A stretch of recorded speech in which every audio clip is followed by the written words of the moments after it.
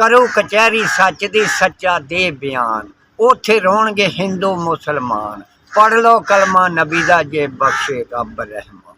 वाह हैलो तो जी आया नू जिदा कि मेरे सारे पंजाबी वीर जानते हैं कि मैं हाँ बिलाल खान तो तुहानू आपदे चैनल ते वेलकम कहना। तो अज दी वीडियो बड़ी ही खास है, वीडियो नू पूरा जरूर वेख्या जे तो चैनल नू सबसक्राइब करिया जे तो वीडियो नू लाइक करिया जे तो कमेंट जरूर करिया जे। तो अज दी वीडियो तुहानू विखावांगे चाचा जी आलू छोले बेच रहे ने ते उन्हां दे कोलों इंटरव्यू लैने हैं। अस्सलाम वालेकुम जी। और चाचू जी ठीक हो? की बेच रहे हो अजकल? आलू चने दे शकरकंदी मरूद किन्नू माल्टे। अच्छा जी। हाँ जी। तो किन्नी क देर हो गई आपां नू बेचदे आलू चने? ये मेरे ख्याल कि तुसीं अल्लाह पाक दी करुणा ना जम के जवान हो गए जे। तकरीबन अंदाजा हो गए अंदाजा किन्नी क देर हो गई? कोई 50 दे करीब। अच्छा जी, काफी अरसा हो गया। हाँ यानी जी। कि ते आ साइकिल वही उदों दा अपने कोल? वही आ 450 दा लिया सी उदों। किन्ने दा लिया सी? 450 दा।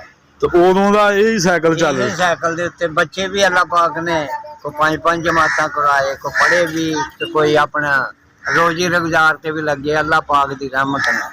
अच्छा जी। ये ओदी अमानत है मालिक दी। अच्छा जी, यानी कि घर दा सर्कट ए तो ही चलाया सारी उम्र? मालिक ने चलाया। अच्छा जी। हाँ तो जी। हुण तक भी यानी कि इहो ही ढाई फिरते हैं मालिक दी रहमत। सही हो गया। अल्लाह ते अल्लाह दे रसूल। तो उम्र कितनी को होगी अपनी? माशाल्लाह हो गई होनी है कोई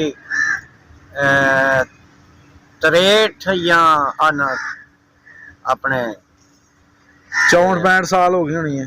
63 दे करीब होनी है। 60-63। अच्छा अच्छा। या इत्थे कमो पेश इत्थे की यानी कि सारी उम्र इस साइकिल ते ही लंघ गई अपनी। बिल्कुल। ते रोजी कमाउंदे आ। हाँ जी।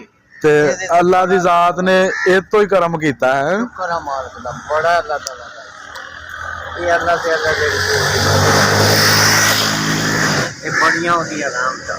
और कुछ?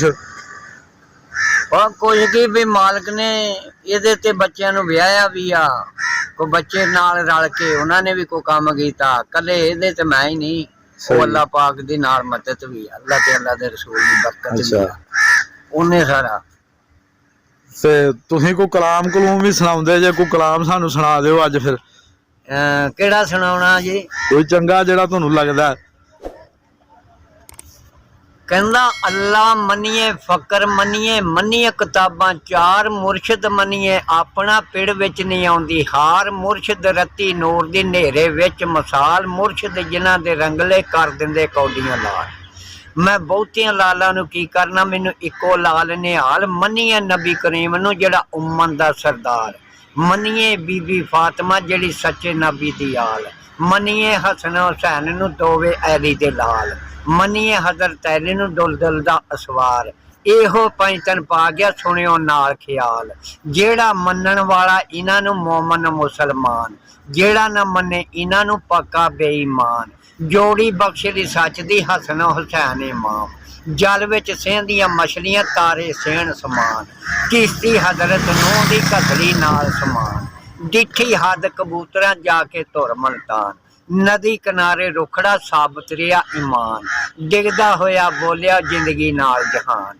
ਦੱਸਿਆ ਮੇਰੇ ਉਸਤਾਦ ਨੇ ਹੁਣ ਮੈਂ ਕਰਾਂ ਬਿਆਨ, ਚਾਰ ਕਿਤਾਬਾਂ ਉਤਰੀਆਂ ਚਾਰੇ ਬਣੇ ਇਮਾਮ, ਵਰ ਕੇ ਫੋਲ ਕੇ ਦੇਖ ਲਾ ਸੱਚਾ ਹੈ ਕੁਰਾਨ। ਇੱਕ ਦਿਨ ਸੀਟੀ ਵੱਜਣੀ ਹੋ ਜੂ ਮੁਲਕ ਵਰਾਨ, ਧਰਤੀ ਹੋ ਜੂ ਤਾਂਬੇ ਦੀ ਉੜ ਜਾਊ ਸਮਾਨ, ਕਬਰਾਂ 'ਚ ਕਲਮਾ ਪੜਨਗੇ ਮੜੀਆਂ ਦੇ ਵਿੱਚ ਰਾਮ, ਹਿੰਦੂ ਜਾਣ ਦਬਾਰ ਕਾ ਮੱਕੇ ਜਾਣ ਕੁਰਾਨ, ਕਲਰੀ ਕੋਲ ਨਹੀਂ ਉਗਣੇ ਅੱਖਾਂ ਨੂੰ ਨਹੀਂ ਲੱਗਣੇ ਪਾਨ, ਝੰਡਾ ਮੇਰੇ ਨਬੀ ਦਾ ਝੂਲੂ ਸਭ ਚ ਨਿਸ਼ਾਨ, ਝੰਡੇ ਹੇਠੋਂ ਦੀ ਲੰਘਣਾ ਉਹ ਫਿਰ ਕੁੱਲ ਜਹਾਨ, ਤਾਂ ਰੱਬ ਬੈਠੋ ਤੇ ਤਖਤ ਤੇ ਅੱਗੇ ਰੱਖ ਕੁਰਾਨ, ਕਰੋ ਕਚਹਿਰੀ ਸੱਚ ਦੀ ਸੱਚਾ ਦੇ ਬਿਆਨ, ਉਥੇ ਰੋਣਗੇ ਹਿੰਦੂ ਮੁਸਲਮਾਨ, ਪੜ੍ਹ ਲਓ ਕਲਮਾ ਨਬੀ ਦਾ ਜੇ ਬਖਸ਼ੇ ਰੱਬ ਰਹਿਮਾਨ।